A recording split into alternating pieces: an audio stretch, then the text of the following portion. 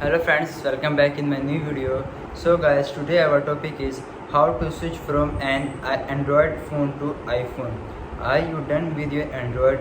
Here's how to make the switch from Android to iPhone as smooth as possible.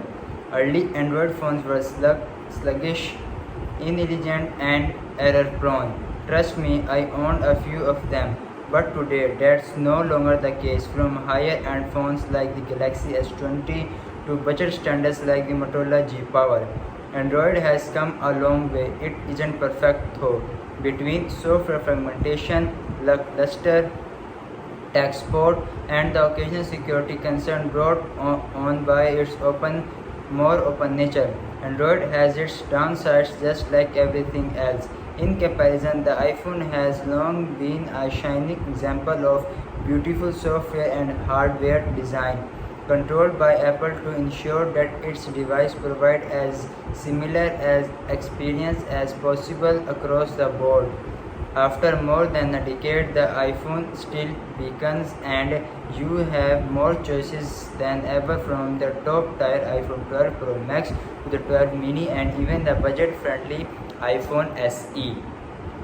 Thinking of making the move, this guide will help ensure that your transition from Android to iOS is smooth as possible. Get ready for your new iPhone. Before you migrate all your data, you have a choice to make.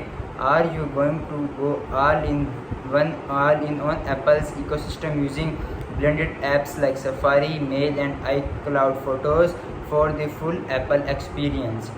Or are you sticking to Google apps like Gmail and Google Calendar with the iPhone as the backbone of it all?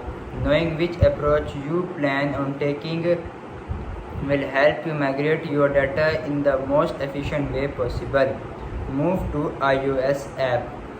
Apple took some of the work out of moving from Android to iOS by launching an Android app called Move to iOS.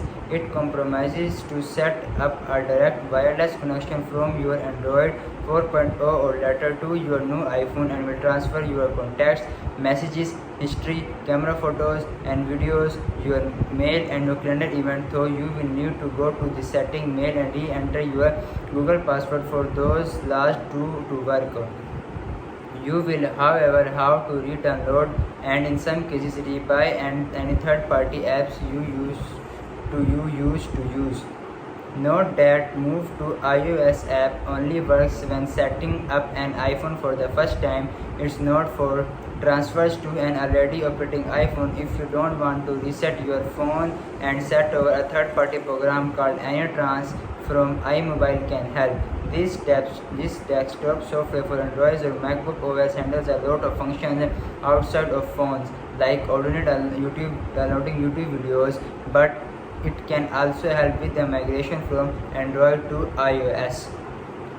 Once both phones are plugged into the PC, iMobile claims the iOS mover feature can migrate call logs, music, videos, ringtones, files, documents, and ebooks.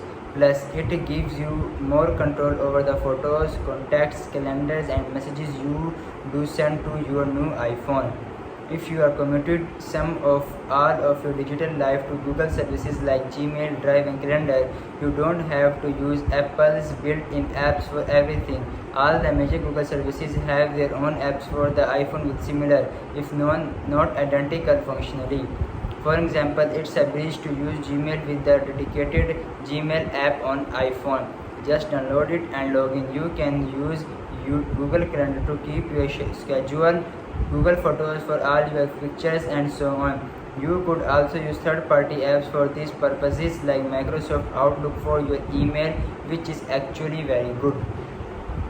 But if you like the way Google's own apps work on Android, you will probably like them on iOS too. Note that there is no Google Contacts app for iOS. However, if you have your contacts stored in Gmail, they will appear in the Gmail app on your iPhone, but they won't appear in iOS phone app unless you sign your Google account with iOS itself. That's why the move to iOS app is worth using if you don't plan on on something on using Apple's Mail or Calendar apps. If you want to add that Google account later, you can do so from settings mail accounts. I hope guys you enjoy this video. So I will see you in next video. Goodbye.